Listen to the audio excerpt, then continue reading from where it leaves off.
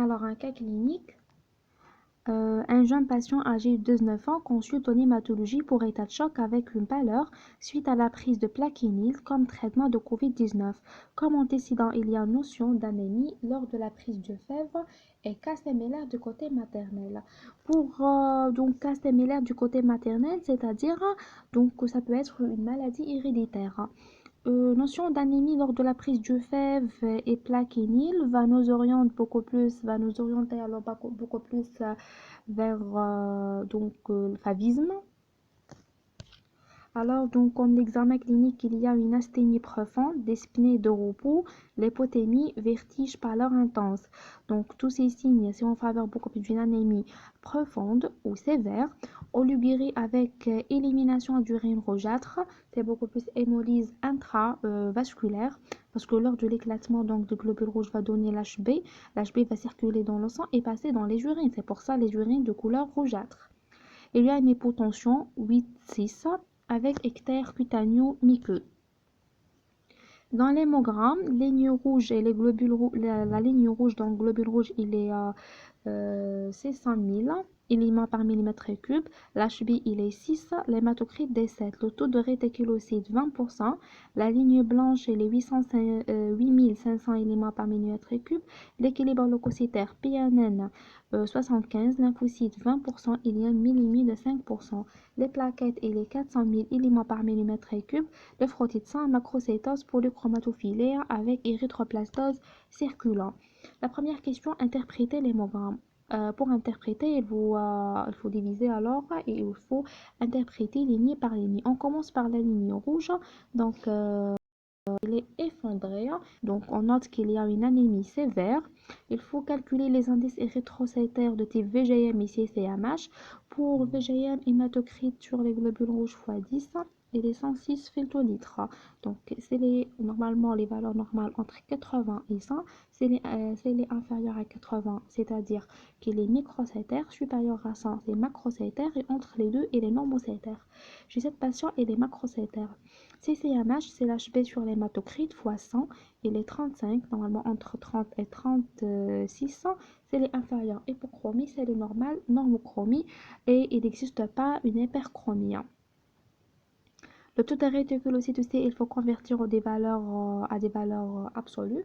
Il est à 160 000 éléments par millimètre cube et il est supérieur à 120 000, c'est-à-dire une anémie régénérative. Ce n'est pas d'origine centrale mais périphérique. Comme résumé, une anémie macrocytaire, normochrome, régénérative. Pour la ligne blanche des globules blancs de valeur normale, la même chose pour PNL, lymphocytes aussi sont des valeurs normales.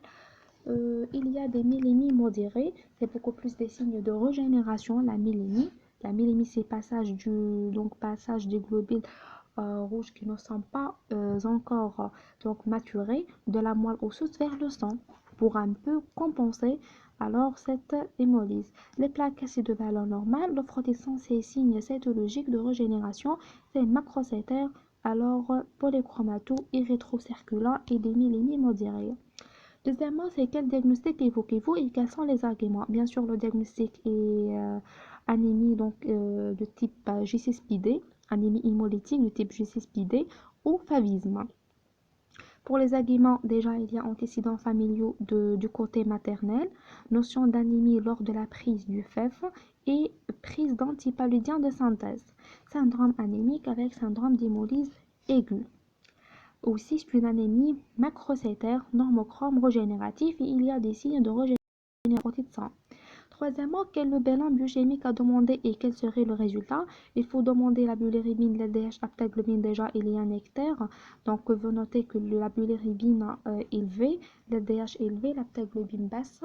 Et pour l'hémoglobinurémie et l'hémoglobinurie, surtout l'hémoglobinurie parce que alors, le patient est jeté donc, des urines rouges. Quel est l'examen de confirmation du diagnostic? C'est dosage de quoi? De la J6PD et les 3 mois après la crise hémolytique parce que donc on ne fait pas le dosage alors en même temps parce que si on dosait alors la J6PD on va trouver normal là, d'accord? Donc il faut attendre 3 mois après pour Donc pourquoi donc en même temps il est de valeur normale? Parce que s'il y a une hémolyse, donc la moelle osseuse était obligée de compenser cette hémolyse et de reproduire en excès, d'accord? En excès pour ça, donc si on dosait, on va trouver donc le taux est normal.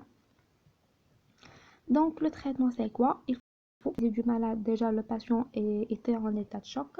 Il faut lutter alors contre l'état de choc par les abords solides et aussi les macromolécules plasmagènes. Il y a discipliné, on donne l'oxygène 3 litres par minute. Alors, charge d'acide folénique par voie veineuse, transfusion du patient par du sang ésocro, bien sûr, ésorésus du mieux phénotypie, et remettre au patient des cartes. Donc, des cartes comportent le diagnostic que c'est une la maladie de favisme et le produit contre-indiqué chez ce type de malade. C'est quoi les produits contre-indiqués? Par exemple, fèves, antipalidien, sulfamide, les sulfans, tous les sulfats. Alors, quinolone, la nitrofurantoline, les vitamines C, bleu de méthylène, paracétamol, aspirine, nephtaline et nitrate.